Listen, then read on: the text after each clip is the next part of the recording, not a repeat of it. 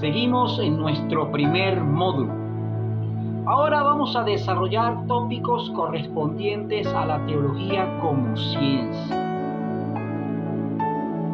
Tenemos por aquí, la teología propiamente dicha es el estudio que trata de sistematizar los contenidos de nuestra fe en Dios. En nuestro campo, la teología cristiana se ocupa de exponer comprensiva y coherentemente las distintas doctrinas esenciales de la religión cristiana en el mundo. En particular, la teología cristiana que exponemos en el INSUD pretende proveer una estructura lingüística y una integración conceptual de lo que puede ser conocido respecto a Dios y su relación con el hombre y su entorno. La teología cristiana es una explicación metodológica de los contenidos de la fe cristiana como testimonio de la Iglesia. Debe permanecer como una actividad dinámica. Esto es muy importante. La teología es dinámica. La teología requiere movimiento. ¿Movimiento de qué? Movimiento del teólogo para escudriñar la escritura y provocar conexiones nuevas en su cerebro que le permita contener ideas de reino, pensamientos que provienen del cielo, de manera de que nuestros pensamientos, que son mucho más limitados que los pensamientos de Dios, puedan ser reemplazados por pensamientos que provengan del Dios eterno. La teología cristiana se ocupa principalmente de nuestra fe en Dios, quien vino redentoramente encarnado en Yeshua de Nazaret, y quien por medio del Espíritu Santo otorga sanidad y ayuda a restaurar el sistema de pensamiento del ser humano, como usted y como yo. Transformar nuestra manera de pensar como creación de Dios y su participación como coherederos de la gracia. El ser humano fue creado para toda buena obra. La teología cristiana, para su estudio, puede dividirse por lo menos en 5 grandes clasificaciones, comúnmente llamadas disciplinas teológicas. Hablamos de la teología bíblica, hablamos de la teología histórica, hablamos de la teología sistemática, hablamos de la teología moral y hablamos de la teología práctica. La teología es una disciplina viva y dinámica, no porque cambie su fuente de autoridad, sino porque lucha continuamente para comunicar la verdad eterna, que es Dios, en un mundo siempre cambiante. Ahora vamos a abordar el método en la ciencia teológica. Al ser la teología una ciencia, la misma debe cumplir con el desarrollo de un método científico. La teología cuenta además con un objeto bien definido. Tenemos método y tenemos objeto. Somos una ciencia que se ocupa de algo muy concreto. La ciencia es más que conocimiento. El conocimiento es la persuasión acerca de que es cierto algo en particular en base a una evidencia. Esta evidencia debe de tener ciertas características. La teología se ocupa de tener muy clara su evidencia. La teología es una ciencia fáctica, porque se ocupa del estudio de los hechos que se encuentran circunscritos, contenidos dentro de lo que usted y yo conocemos como escritura. La Biblia es la fuente de los hechos que estudia la teología. Es importante tener claro que la Biblia no es el sistema teológico. Del mismo modo que la naturaleza no es la ciencia para el científico naturalista que la está investigando. La Biblia contiene los hechos. La teología se ocupa de observar, identificar, individualizar, agrupar, clasificar, analizar, evaluar y a partir de todos estos elementos generar una estructura, una teoría, un contenido que permita entonces poner por práctica lo que estamos desarrollando. El método que usa o que emplea la teología como ciencia es conocido como el método inductivo. Recibe este nombre porque concuerda con todo lo esencial con el método inductivo aplicado a las ciencias naturales. Este método tiene algunas presuposiciones, premisas de las cuales se parte para realizar un estudio fidedigno en base a esta método. Vamos a hacer la analogía con las ciencias naturales. Primero, el hombre de ciencia acude al estudio de la naturaleza con ciertas presuposiciones, ya lo hemos dicho. La primera, la fiabilidad de sus percepciones. El hombre de ciencia está consciente de que lo que está observando está registrando a través de sus ojos, de información visual, a través de sus oídos, información auditiva, a través de lo que toca, información táctil, kinestésica, a través de lo que olfatea, a través de lo que saborea, en fin, a través de los diferentes sentidos de percepción que tiene el ser humano, reconoce su fiabilidad, que está observando de forma idónea conforme a lo que estos sentidos le permiten hacer. Eso es número uno. Reconoce o parte de la premisa que también tiene fiabilidad en sus funciones mentales. Quiere decir que reconoce que es capaz de pensar con respecto a lo que está observando, viendo, escuchando, para desarrollar una temática en particular. Hagamos un ejemplo. Sir Isaac Newton, quien de paso primero fue teólogo, después fue físico, investigador, científico. Según la historia, algunos dicen que es una leyenda, que es mentira, otros aseguran de que ciertamente ocurrió así. Se encontraba reposando bajo un manzano. Si estuviera en el Caribe latinoamericano, probablemente estuviera descansando bajo una mata de mango, como quizás muchos lo han hecho en estos días. Y estando bajo esta mata, aprovechando esa sombra que provee un gran árbol, se estremeció y cayó un fruto. Y el fruto cayó sobre él. Algunos dicen que sobre la cabeza. Al caer, Newton comenzó a meditar en cómo era posible que cayera esa manzana. Observó que cayeron otras. Y a partir de ese punto, de esa observación inicial, comenzó a interesarse por lo que después se denominó ley de gravedad. Newton determinó desde un punto de vista experimental la constante de gravedad que existe en el planeta Tierra y desarrolló los primeros pasos de lo que hoy se conoce como la gravimetría, que es un área de la ciencia geofísica que se ocupa del estudio de la gravedad. Newton comenzó a interesarse por estos fenómenos cuando le cayó la manzana en la cabeza. Comenzó a observar, comenzó a individualizar los hechos, comenzó a clasificarlos y después de clasificarlos comenzó a sistematizarlos hasta que logró entenderlos como una ley, la ley de la gravitación universal.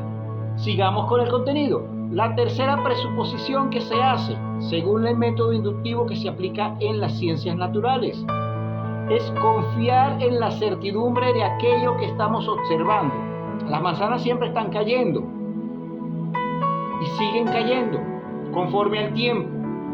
Hay una ley que opera para que caigan. Newton le puso nombre. Newton cumplió un mandato que se encuentra en la Escritura cuando Dios levantó a Adán como administrador, supervisor de la creación. Póngale nombre, le dijo. Y Adán comenzó a ponerle nombre a toda bestia del campo.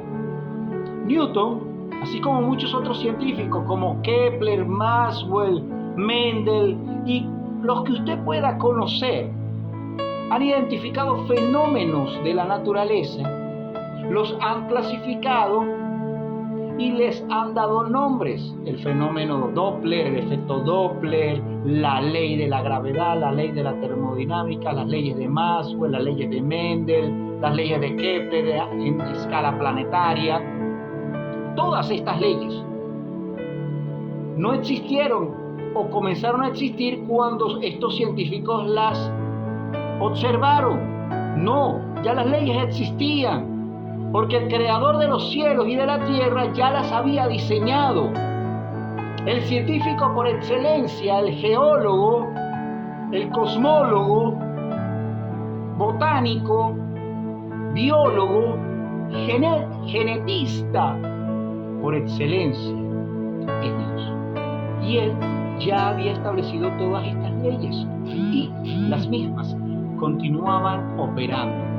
Cuando alguien dedicado a observar se dio cuenta de este fenómeno que era recurrente, validó estas presuposiciones que hemos mencionado, determinó que cumplían con algo, un patrón que denominó ley. Por eso que usted y yo hoy tenemos o conocemos tantas leyes de la física, la química, la biología. Ok, una vez que tenemos claras estas presuposiciones desde el punto de vista natural, quien está realizando un estudio de observación comienza a recabar estos hechos. Y en la tercera etapa del método comienza a dilucidar alguna ley o clasificación que le permita presentarlos de forma sistemática. Estas mismas fases se cumplen en el estudio de la escritura. ¿Cómo aplicamos el método inductivo en el estudio de la escritura? Bueno, lo primero que hay que tener claro es que la Biblia, lo he dicho antes, es la fuente de todos los hechos que nosotros los teólogos estudiamos. Es nuestra fuente fidedigna. Si queremos validar algún hecho de la Escritura, podemos hacerlo a través de la revelación general, entendiendo que la Escritura es la revelación especial. Revelación especial, la Escritura dada al ser humano; revelación general, todo lo que rodea y respira, que adora al Señor. Entonces nosotros partimos del hecho de que esa es la fuente de donde vamos a extraer los hechos que vamos a estudiar. Ahora veamos las presuposiciones que en el contexto natural se realizan desde una perspectiva teológica. Todas son ciertas para el teólogo, tienen validez. Hay algo más que debemos agregar, y esto es lo que nos hace especial. Debemos darle validez a las leyes de la fe que Dios ha impuesto en nuestra naturaleza. Estas leyes incluyen aspectos que van más allá de lo natural. Queridos participantes de este curso de ciencia teología, ciencia que transforma, hay aspectos que tienen que ver con la creación que no se pueden explicar en un contexto meramente natural, como por ejemplo se pueden hacer desde la física clásica, se pueden hacer desde la genética, van más allá. Aspectos que tienen que ver con la creación de lo espiritual, la cual también es real. Dios la creó. De hecho, usted y yo fuimos creados primero en lo espiritual. Y después de haber sido creados en lo espiritual, Dios levantó del polvo de la tierra un cuerpo y sopló aliento de vida sobre él. Y usted y yo fuimos seres vivientes. Entonces, partiendo de este hecho, tenemos claro de que estas presuposiciones son ciertas. El teólogo cree que sus sentidos son idóneos para encontrar los hechos, cree que sus funciones mentales son idóneas para interpretarlos, cree que lo que está viendo o leyendo es real. La Biblia no es un libro de alegorías, no es un libro histórico. Puede contener historia, puede contener alegorías, pero también contiene verdad, hechos que ocurrieron, hechos reales, que desafían nuestra mente natural. ¿Y por qué mente natural?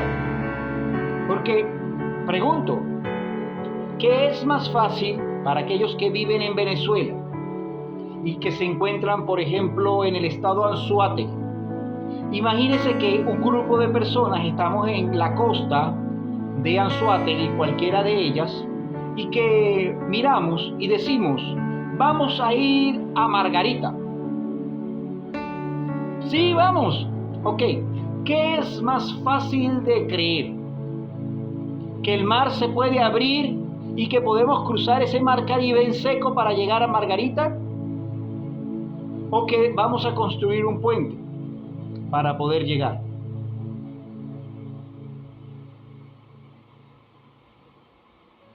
El Mar Rojo se abrió y el pueblo de Israel cruzó en seco. Este hecho desafió la naturaleza, la ley natural que creó el mismo Dios.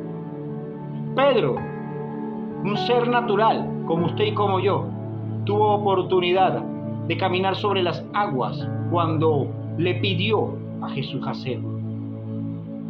Un pescador como él, que había nadado quizás muchos años, sabía que al hacer contacto con el agua lo que ocurría es que ingresara al cuerpo de agua,